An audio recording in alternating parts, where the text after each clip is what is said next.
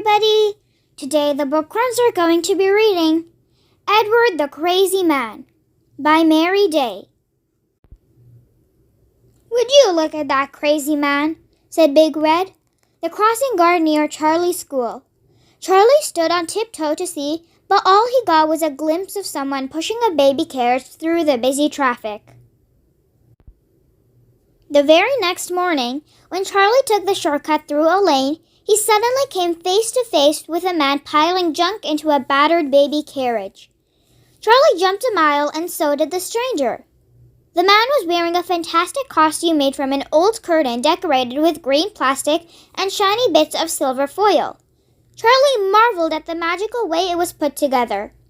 As Charlie stood staring, the man spun his carriage around and rattled off in a great hurry. Charlie only got a quick look at his eyes. They were bright blue and they seemed to glitter like stars.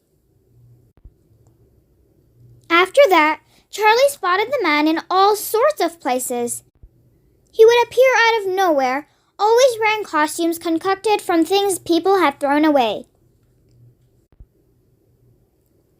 There was all sorts of junk in Charlie's garage.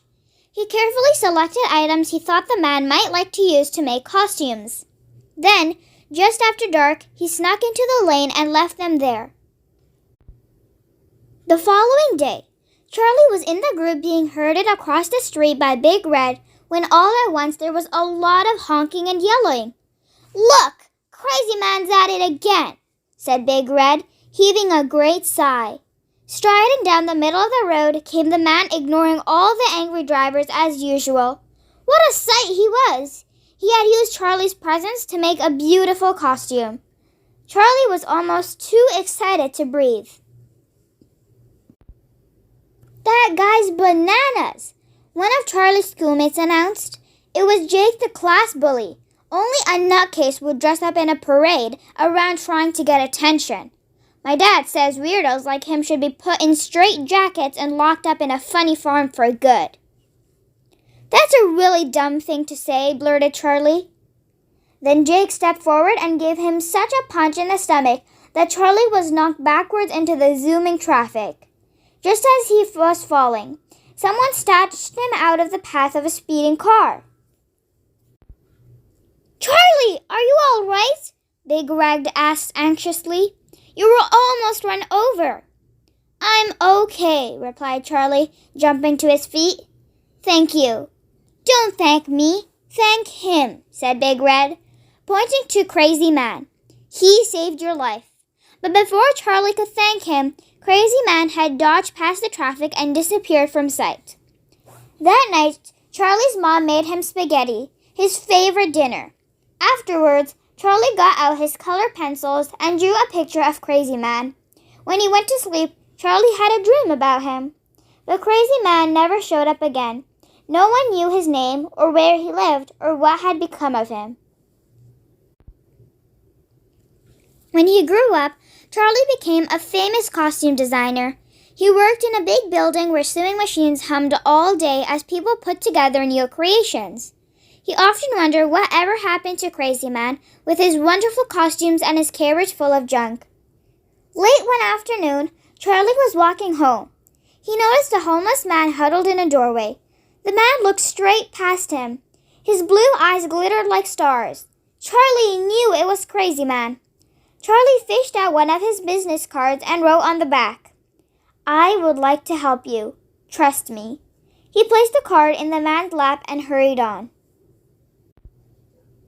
Weeks later, Charlie was in the middle of a costume fitting when a police officer arrived. "We found a homeless man in really bad shape," she said. "We took him to the hospital. Your business card was in his pocket. You offered to help him? Is this true?" "Yes," said Charlie. "That man saved my life." "Then go to the hospital and ask for Dr. Singh," said the officer. Charlie grabbed his old drawing of Crazy Man, tucked it under his arm, and headed off to the hospital. Dr. Singh explained that the homeless man had a very serious illness that affects the brain. He thanked Charlie for coming. He took Charlie to meet Edward, for that was Crazy Man's real name. When he saw Charlie's drawing, Edward grinned and said, I remember that outfit. The silver paint was still wet on those roses when I wore it. That day, I was almost hit by a car and you saved my life, said Charlie. Now I can finally thank you. I know what beautiful costumes you can make. When you are well, please come and work on my costume company. It was months before Edward was discharged from the hospital. Because of his illness, he kept hearing voices in his head, and even with the best medication available, it was hard to act normal. But people usually shunned him. One morning, Charlie's secretary came into his office and whispered, "There is someone waiting to see you. His name is Edward. Says you know him." "Send him right in," said Charlie. Charlie was shocked to see how shabby Edward looked. "Can you give me some work, Charlie? Things are rough," he said. "Of course I can," said Charlie. "I told you I would, didn't I?" All Edward did was decorate his hat with flowers made from scraps while he talked to himself in a loud voice. He sat away from others and never spoke to anyone but Charlie. Charlie wasn't surprised when he overheard someone say, "Who's going to tell boss to get rid of that weirdo?" One morning, a very famous rock star named Crackerjack came bounding into Charlie's office with his manager in tow. Crackerjack looked anxious while his manager did the talking. "We've got a problem." Crackerjack's luggage disappeared on a flight back from Australia. All his costumes are missing. He has nothing to wear for tonight's concert. We need something extravagant, flamboyant, unique. What can you show us? We are desperate. "Nothing really. We do ballets and operas and musicals. I've never designed for rock concerts," Charlie explained. "I want to look just like that," said Crackerjack, jerking a finger towards Charlie, drawing of Crazy Man. "Make me that." Charlie was about to say sorry, but then he had a brainwave. "Wait here.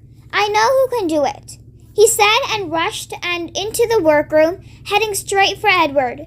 As Charlie explained what was needed, Edward smiled and nodded. Yes.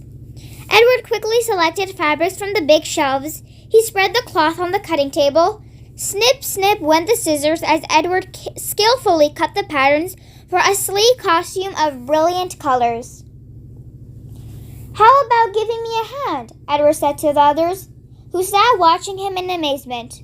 Everyone pitched in and worked feverishly to put Crackerjack's costume together in record time.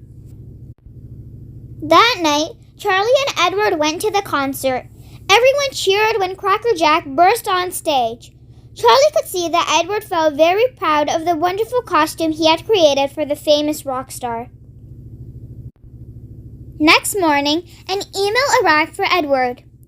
"Dear Edward, thank you for that crazy costume.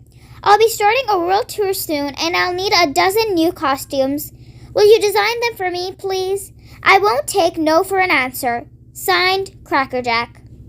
Edward said yes, and he began dreaming of fantastic new creations that very day. That's it for today. I hope you guys enjoyed. Make sure to like, comment, share, and subscribe for more read-alongs. Until next time, bye!